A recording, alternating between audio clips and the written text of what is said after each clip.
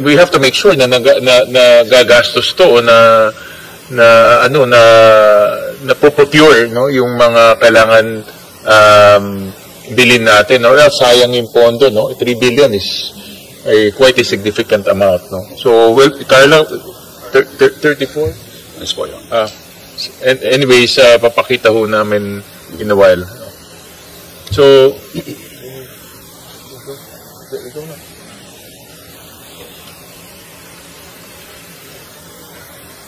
sige, Commissioner, wala lang yung operator namin, but nakita lang naman mababa yung utilization rate ng EBMIS. No? Yes po, Your Honor. May instances po kasi, Your Honor, na nagkaroon po ng failure of bidding. Kasi po ang paggastos naman po namin sa kaban ng bayan, nagiging maingat po kami, Your Honor. As a matter of fact, gaya po nung nasabi kong instance kanina, when we saw that technically deficient po yung maari pong manalo, we declared a failure of bidding dun po sa proseso. So, naging maingat po kami sa paggastos yun. But much as we would like to maximize, but we also have to be very, very careful in spending the funds that were given. So, itong low utilization is due to that failure of bidding. Dahil ng failure of bidding, obviously, hindi natuloy yung proyekto. One of the instances, Your Honor. Pero ito pong e-gates project, 2023 pa po yata, 2023 pa po yata yun. Pero hindi namin natapos admittedly agad yung proseso. Ito, yan, nasa slide. 2022, 81%, 2025, 23%, 2024. So, utilization niya mababa, no? Although na-obligate naman, but yung paggastos, mababa. And one of the reasons, sabi niyo, is because of the failure of bidding. I guess, dahil na failure of bidding, nagkaroon na ng domino effect eh. Opo. Hindi mo na makabit yung mga ibang accessories or ibang mga softwares. Opo, yun. Yeah. Can we have an assurance that itong 3 billion na ilalagay natin sa EBMIS will be utilized this coming 2026? Yes, Your Honor, you have our assurance, Your Honor. Thank you for that, Your Honor.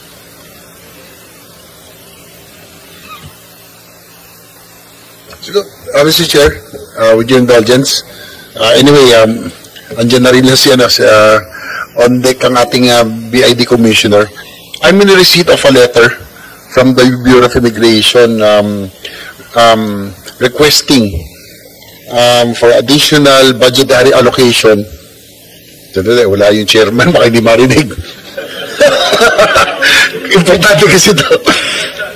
For ASEAN Border Control Team, Core Group 2026, amounting to 265,583,100 pesos. Pasensya na, kasi request to ng 250.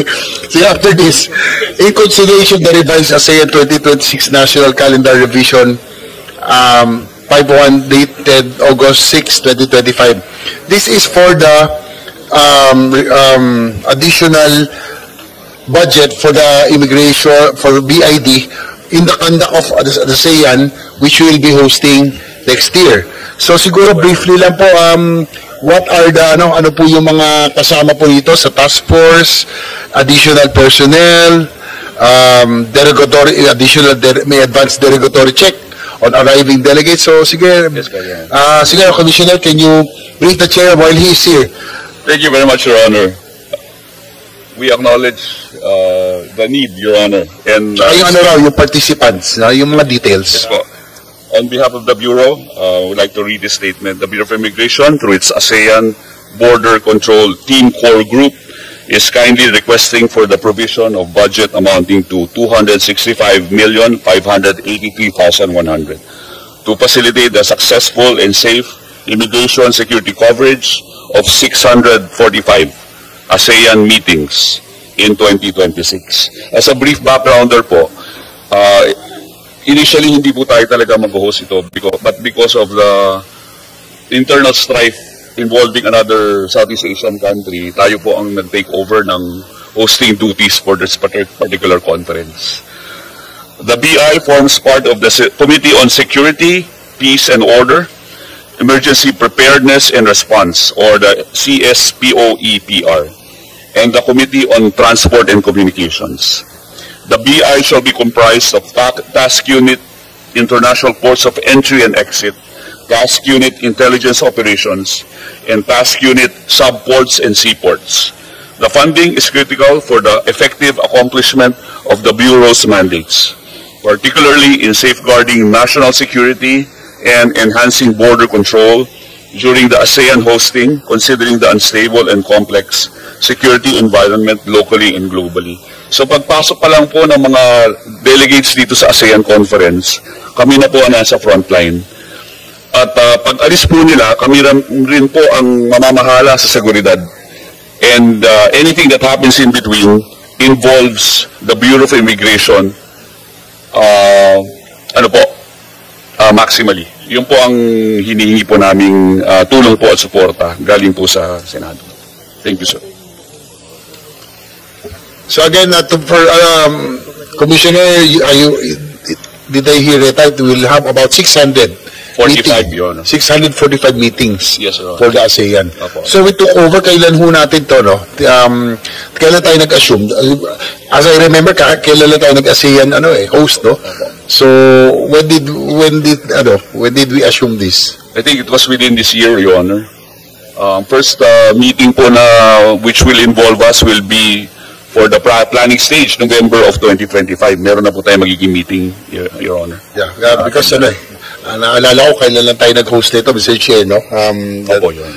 And some ASEAN nations yung dapat mag-host, may gulo din. Sabi ko, bakit natin inassume? Parang tayo rin may gulo. Hindi pa naman. No? But kidding aside, sige po, probably aside from BID, PNP, lahat yan hihingi, no, for the ASEAN budget, no? So for DOJ, as far as DOJ, BID lang po may kailangan, no, for this 265 million. So Yes, Your Honor. Thank you very much po, Your Honor. We recognize the presence of Senator Lauren Legarda. Commissioner, ilan delegates ang ini-expect yung dumating dito sa Philippines? Anong number ang tinitignan ninyo? For ASEAN lang to, and this is a very important event for our country, no? Because it's not only ASEAN. Normally pumupunta rin dito yung mga friends of ASEAN, United States, Canada, Japan, Korea. So ilan ang estimated number of guests na pupunta dito? Your Honor, wala pa pong binibigay na estimated number, but once we get that number, we will provide this office right away. Oo, kasi kaya ko natanong yan, ang first experience nila dito will be immigration. Diba? Opo, Your Honor. Pagdating naman nila dito, paglabas ng eroplano, ang unang makikita nila is the immigration officer. Opo, Your Honor. So sana nga itong EBMIS natin, by that time ba operational na yung mga electronic gates natin at that time? End of 2026, no, mga November. Yes, Your Honor. Based doon sa program po ng installation ng e-gates and pag-operate ng e-gates sa Terminals 1 and 3, po yan, by December or end of So December. hindi aabot. Nationwide po, baka po hindi umabot, admittedly, Your Honor. But we have our immigration officers manning those international airports. So kung pumasok po ng Cebu, pumasok ng Clark, nandyan po kami para po ensure ang security po at control over our borders, Your Honor. Pero yung e-gates na automated, hindi pa nila may experience yun. Yung mga delegates, hindi pa nila, here in Manila. Meron pong may install na about 54 or 56 e-gates sa Terminals 1 and 3. Okay. So may experience na rin po nila. May experience nila rin. So at least makikita nila na nakakasabay tayo sa other countries like Singapore, Korea. Ang nakita ko talagang walang tao is Dubai. Talaga you go in, you go out, wala kang kausap eh. Your Honor, recently po nasa Korea po kami. As a brief backgrounder po, yung ating e-gates na presently ginagamit po natin, only involves yung paglagay ng boarding pass. Dapat po yan, passport na. Ngayon, 2017 or 2018 pa po yun dito sa atin. Now, yung sa Korea po, nakita po namin, nung tinanong ko po, for the past 10 years, ilang beses kayo nagpalit? Mga 5 beses na po. So, on the average, nagpapalit po sila every 2 years. Kasi yung technology, mabilis. Opo. And napansin ko po, Korea and Taiwan, yung kanilang mga ginagamit, tsaka software, internally produced po eh. I think that's because of the security needs ng isang bansa. So it is our dream na sana po, eventually, ganun din po yung level na ma-reach natin.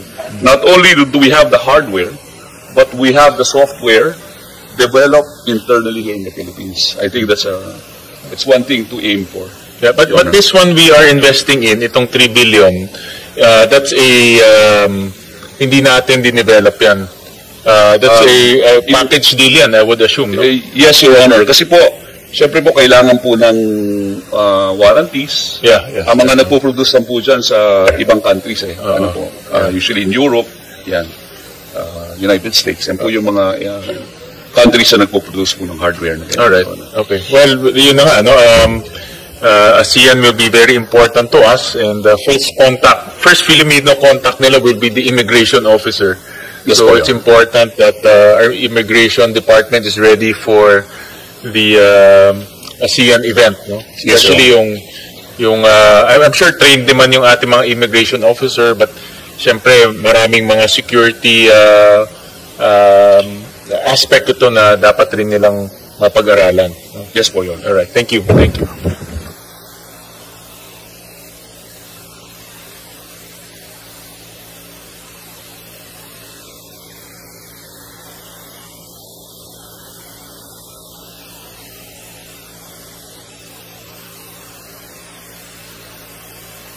I just have time. I just like to welcome the DOJ family. I used to share this before the pandemic. Yes, and their new names and faces for everyone.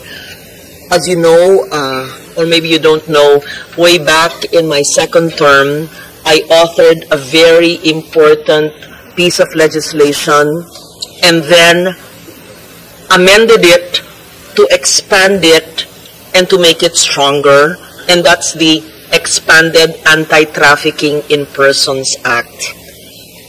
The AYACAT, which is under the DOJ, I know that it is headed by the two heads of departments, DOJ and DSWD. Since we have an OIC secretary, first time I meet you, sir, I'd like to know who is in charge. But the way it's structured is, kayo DOJ, pantay, co-chair with DSWD, yes, right? They're not over you. And you have an executive director.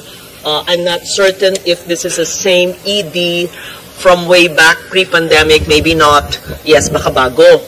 Napakahalaga sa akin ng batas na ito. May kasaysayan, may journey yan. Nung ako'y bata-bata pang mamamahayag, bago pa siguro mapanganak ang marami sa inyo, ang ina-advokasya ko ang karapatan ng mga kabataan at kababaihan dahil gumawa ako ng dokumentaryo base sa isang inotor ng isang Pilipina in the 80s or 90s. They are so sweet, sir. I wonder if that book is still in existence. It details the trafficking of Filipinas.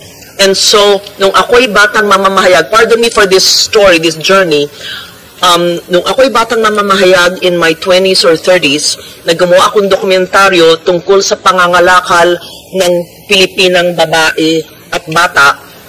At ako'y 37 years old na hinimok ni dating Pangulong Ramos na tumakbo bilang senador na ayokong-ayoko dahil ako'y mamamahayag, ay isa sa mga una kong panukalang batas na final at naipasa ay yung Anti-Trafficking in Persons Act na hindi naging matagumpay at hindi nasugpo ang pangangalakal ng bata, babae, maski lalaki.